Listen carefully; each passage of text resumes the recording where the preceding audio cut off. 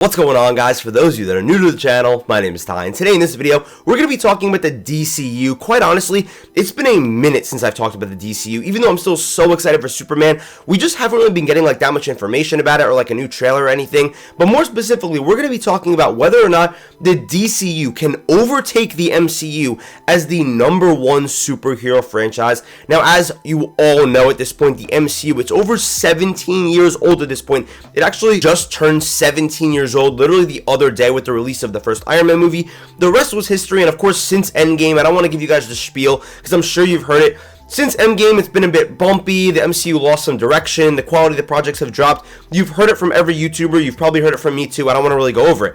But this is the thing. Now that DC has decided to sort of reboot their franchise in a pretty bold risk, or I wouldn't say reboot the franchise, but more so restart a new universe and begin a new journey, hire some talented people like James Gunn and some really great directors to shepherd this franchise.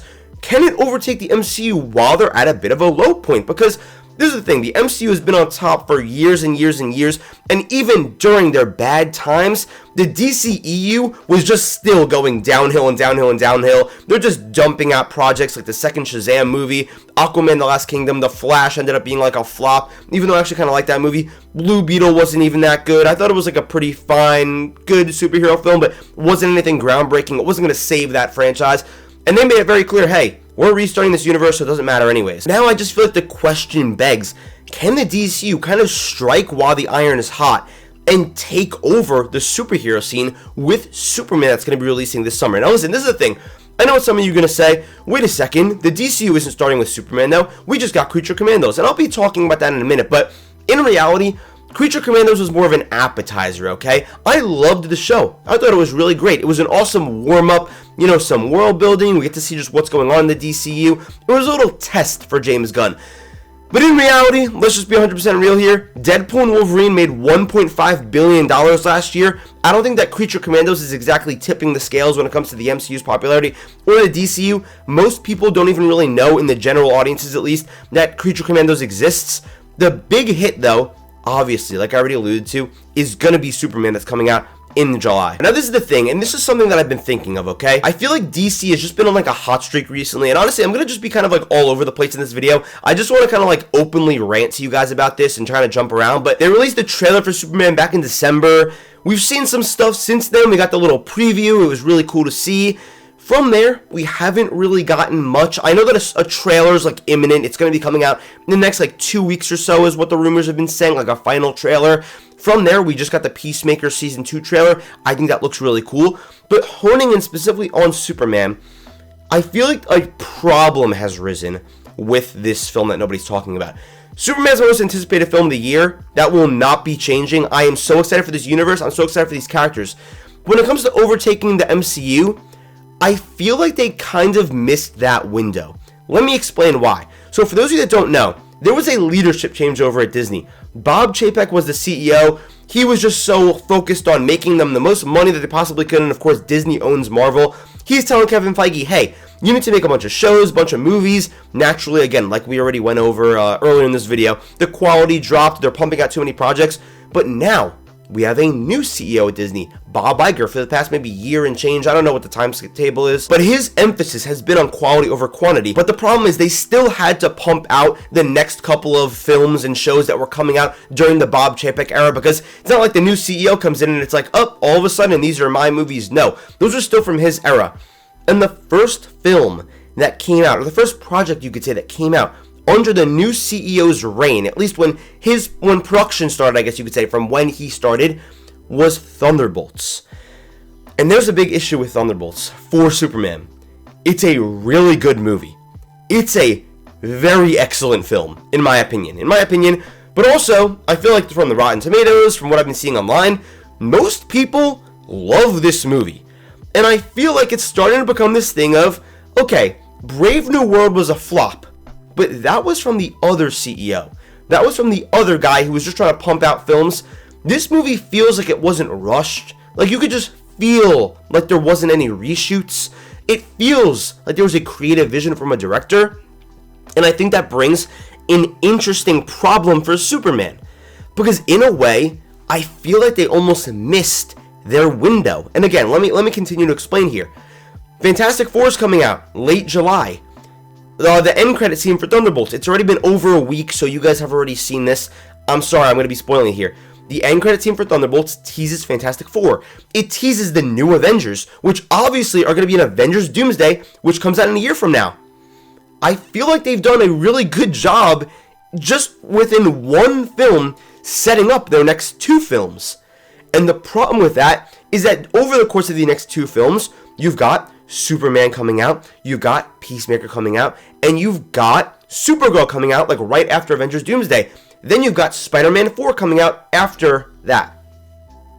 I think that in a way, the DCU might have missed their window to overtake the MCU. I'm going to be honest with you. Because in a way, it's starting to feel like the MCU is almost back. Because this is the problem. From 2021 to 2025, or 2024, late 2024, with Deadpool and Wolverine, well, the middle, whatever, there was a high emphasis on quality, or quantity over quality. But also, a lot of their good projects were just gimmick-based. Deadpool and Wolverine was good because it was funny and there was cameos. No Way Home was good because there was cameos. Multiverse of Madness, people went to go see because there was going to be cameos with the Illuminati. But there wasn't like this big connected story that people could follow. That's why no one went to go see the Marvels. They didn't care about these characters because half of them were introduced in like a show. They didn't really care about them. The MCU was on a really big cold streak. It was kind of clear before the movie even came out that it wasn't going to be that good, quite honestly. They were just on a very cold streak when it came to quality, setting up the worlds, and just overall, it just felt like it wasn't going anywhere. Like this entire world was going nowhere, this franchise. But now I feel like the Thunderbolts kind of shifted everyone's mind to like, whoa, is the MCU actually starting to have a real clear focus? The problem with Love and Thunder's post-credit scene is that it introduced somebody that we'd never see again with Hercules.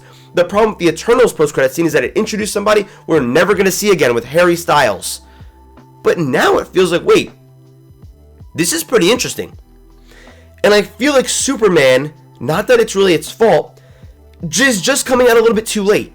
And I'm not saying that the DCU and the MCU cannot coexist, because I think they definitely can. And competition breeds innovation. If Marvel sees that DC is doing really well, which they have because Superman's been getting a lot of hype, they're going to say, yo, we need to get our stuff together. If Nike sees that Adidas is getting a lot of hype, they're going to say, whoa, we got to try to overdo them. So they're going to go a step above. If Adidas sees that Nike's doing really well, they're going to say, whoa, whoa, whoa, whoa, we got to rethink what we're doing. We got to do something big. Then bam, they're going to try to beat them. Competition breeds innovation.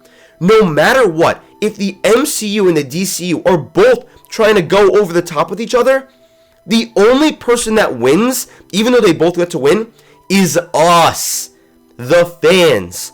So this is just like my answer here, to be clear. Do I think that the DCU can overtake the MCU? No. Do I think it could almost catch up to it? Yes. Yes, I absolutely do. Because this is the thing.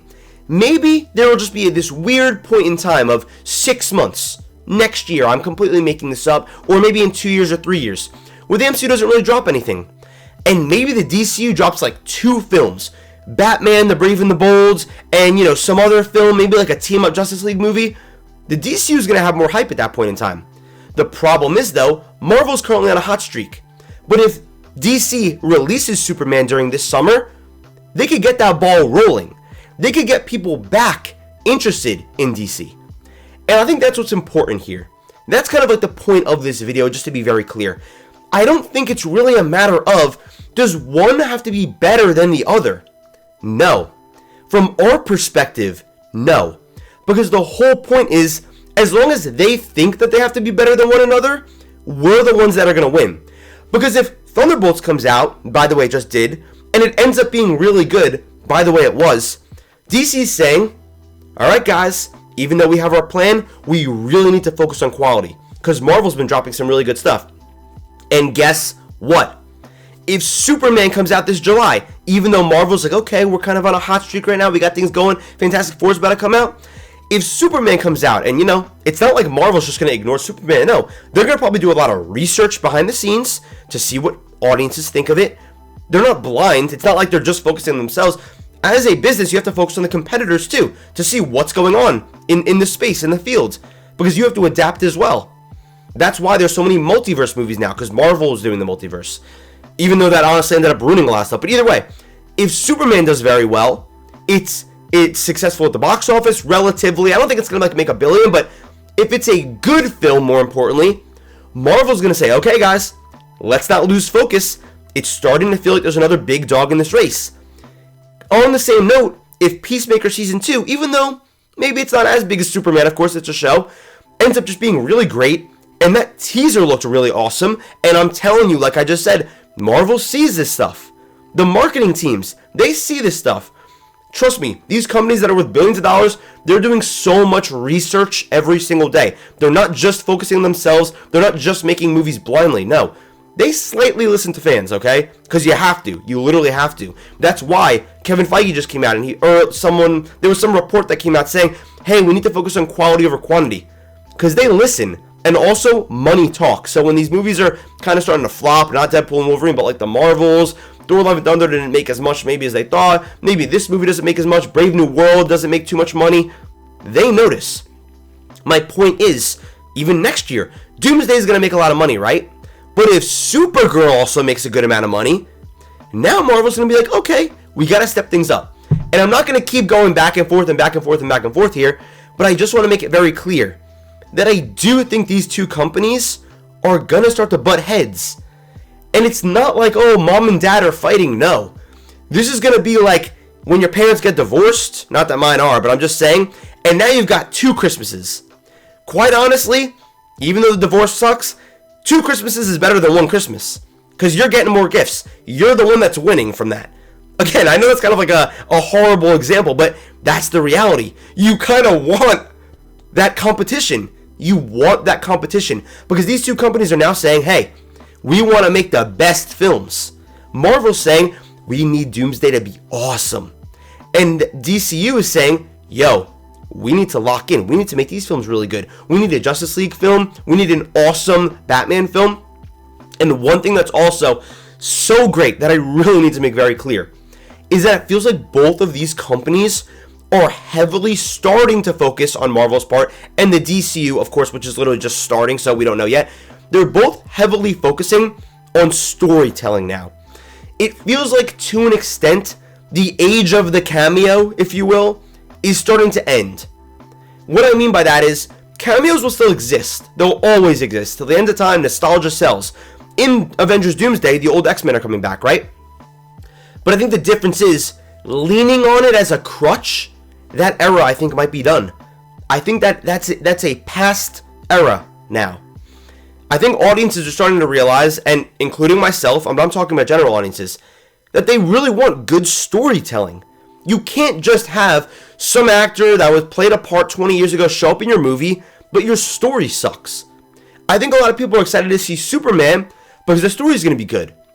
But I don't think that they're going to be going to Supergirl, Woman of Tomorrow, like, oh my god, is Superman going to show up? Is Guy Gardner going to show up? No. But it keeps the universe connected, even if they do.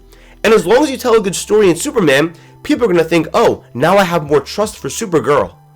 That's what you need. It's about building that trust. It's about getting that intrigue. The reason the MCU succeeded was not because of cameos from 2008 to 2019. They told an incredible overarching story for 11 years. It was literally just storytelling. There was barely any cameos. The only real cameo, and yes, I'm sure there were a couple cameos, I'm just forgetting right now, whatever, post-credit scene stuff, but in Avengers Endgame, maybe you could say the final battle was like your cameo nostalgia moment, but it was a key storytelling piece where, the rings open up, the portal scene. That wasn't really a cameo moment, but that was kind of I feel like as close as they got. Spider-Man No Way Home, I feel like they still leaned a bit too hard into the cameos and they just didn't really care about the story. Deadpool and Wolverine, same thing. I feel like they leaned a little bit too hard into the cameos, didn't focus on the story. But I feel like we're entering a new superhero age. I know that they used to talk about Silver Age Superman, and there's the Golden Age of this, and the Disney Renaissance. I feel like this is a new era for superhero films that we're entering. And to an extent, I feel like, and I really mean this, it started with Thunderbolts. And I feel like there was this dark age from 2021 to 2025. And DC, maybe if Superman came out like 2023, we're talking about something completely different here. But it's not. Hindsight's 2020, of course. It's not coming out in 2023. It didn't come out in 2023. So they kind of lost that opportunity to really take over the MCU, I feel like. But it's kind of crazy where we're headed. Because again, I feel like we're really in for a good era coming up. A good couple of years. And when I say good, I'm talking about maybe even hitting the same time period that we did from like 2014 to 2019 with the MCU. But now instead of just the MCU, there's also going to be the DCU. Because the DCEU was going on during the time of the MCU, but obviously it was like the little brother. It was pretty much ass for like years and years and years, and it went nowhere. But I feel like now the MCU's kind of starting to get back. It feels like maybe they'll have a couple bangers in a row. They're slowing the shows down, and it feels like the DCU is on a very good track, especially because James Gunn is preaching about how he cares so much about storytelling, quality over quantity. Supergirl like wrapped filming today, and it's not coming out for like 14 months or 13 months. They're going to have so much time in the editing room, the visual effects department. They're going to be able to test it, make sure it's cut properly. They're really focusing on preparation and laying a good foundation for your universe. And I love that. I feel like, and I'm just going to say this one more time, the question isn't, is the MCU going to be overtaken by the DCU anymore? I feel like this is going to become a situation where, and I know this sounds very corny, they feel like two legends cannot coexist. That's from J. Cole, I'm pretty sure. Instead of comparing the two, how about we just appreciate these two legendary franchises that may be one, birthing, and two, continuing with the MCU. Of course, because the DCU is going to be new. I'm very excited for the future, and again, this is a new era. And I feel like we're about to go on a crazy, unheard of superhero streak, except unheard of in the past couple years, because in 2019 we did as well, and before that, of banger after banger after banger. Because just to go through them very quickly, Thunderbolts, into Superman, into Fantastic Four, into Doomsday, into Supergirl, into Clayface, into Spider-Man 4, even though Spider-Man 4 is before that, into Secret Wars, into maybe Batman the Brave and the Bold, into maybe a Teen Titans film, into maybe Secret Wars after that. I feel like this is going to be a crazy streak we're about to go on. A genuinely insane streak. And I've been saying I'm done with the MCU, but just when I think I'm out, they pull me right back in. And I'm very, very excited to see what their future holds for both of these franchises. So at the end of the day, my final answer again, do I think the DCU can overtake the MCU? My answer is no, because the MCU has a bigger name. It would take so many years for them to even do that. But do I think it can compete? Yes, absolutely, I think it can compete. And I hope it does, because then Marvel's going to feel that pressure, and they're going to keep trying to one-up each other. And I love that, because again, we're going to be the ones that are winning. Because we're going to be getting high-quality project after high-quality project after high-quality project. It's going to be amazing. Let me know what you guys think down in the comments below. I'm very excited, and I just got myself, honestly, pretty hyped up for the future just through talking with this. But thank you guys so much for watching this video. Let me know your thoughts down in the comments below. I want to hear what you guys are going to say, what you guys are excited for. I'll see you in the next video.